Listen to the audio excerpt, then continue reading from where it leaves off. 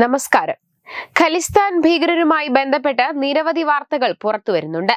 അതേസമയം പലതരത്തിലുള്ള ഭീഷണികളും ബ്രാംപ്ടൺ ക്ഷേത്രത്തിന് നേരെയുണ്ടായ ഖലിസ്ഥാനി ആക്രമണമൊക്കെ വൻ വിവാദമായിട്ടുണ്ടായിരുന്നു. ക്ഷേത്ര പരിസരത്തുണ്ടായിരുന്നവർക്കെതിരെ ആക്രമണം അഴിച്ചുവിട്ട 35-കാരൻ ഇന്ദർജിത് ഗോസലിനെ പോലീസ് അറസ്റ്റ് ചെയ്തിട്ടുമുണ്ടായിരുന്നു. ഇന്ത്യയെ എങ്ങനെയും തകർക്കണമെന്നത് മാത്രമാണ് ഇവരുടെ ലക്ഷ്യമെന്ന തരത്തിലൊക്കെ ആരോപണങ്ങളും വന്നിരുന്നു.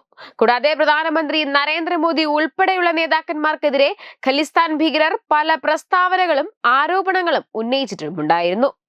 എന്നാൽ ഇതിനൊക്കെ ശേഷം ഇപ്പോഴിതാ UK-യിൽ കിൽ മോദി പൊളിറ്റിക്സ് ക്യാമ്പയിനുമായി ഖലിസ്ഥാനി ഭീകരവാദ സംഘടനയായ സിഖ് ഫോർ ജസ്റ്റിസ് രംഗത്തെത്തിയിരിക്കുകയാണ്. ബ്രോമച്ചിയിലെ ഗുരുനാനാക്ക് ഗുരുദ്വാരയിൽ പ്രധാനമന്ത്രി നരേന്ദ്രമോദിയുടെയും വിദേശകാര്യമന്ത്രി ഡോക്ടർ S ജയശങ്കറിന്റെയും ചിത്രങ്ങളടക്കമാണ് ഇത്തരം പോസ്റ്ററുകൾ പതിച്ചത്.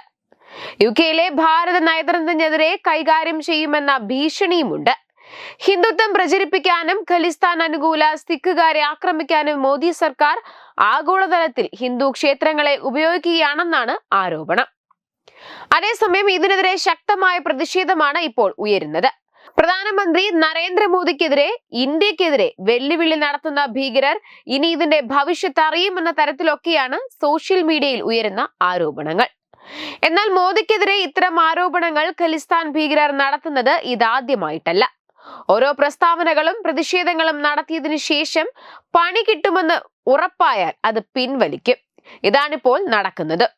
ഈയിടെയാണ് ഖലിസ്ഥാൻ ഭീകരൻ ഹർദീപ് സിംഗ് നിജ്ജർ വധത്തെക്കുറിച്ച് ഇന്ത്യൻ പ്രധാനമന്ത്രി നരേന്ദ്രമോദിക്ക് അറിയാമായിരുന്നുവെന്ന റിപ്പോർട്ട് കാനഡ സർക്കാർ തള്ളിയത്.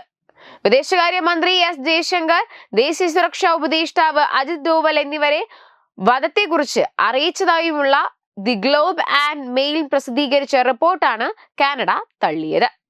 കാനഡയ്ക്കുള്ളിലെ ഗുരുതരമായ കുറ്റകൃത്യ പ്രവർത്തനങ്ങളുമായി ബന്ധപ്പെട്ട മോദിയെയോ മന്ത്രി ജയശങ്കറിനെയോ ബാധിക്കുന്ന ഒരു പ്രസ്താവനയും കാനഡ സർക്കാർ പുറത്തുവിട്ടിട്ടില്ല. മാധ്യമ റിപ്പോർട്ട് വെറും ഊഹാപോഹം മാത്രമായിരുന്നു എന്നാണ് സർക്കാരിന്റെ വാദം. കൂടാതെ ഈയിടെ കാനഡയിലെ ഒറ്റോറിയയിലെ സ്കാർബോറയിലുള്ള ലക്ഷ്മി നാരായണ ക്ഷേത്രത്തിന് പുറത്തും ഖലിസ്ഥാൻ അനുകൂല ഘടകങ്ങൾ ഇന്ത്യൻ സർക്കാരിനെതിരെ പ്രതിഷേധിച്ചിരുന്നു.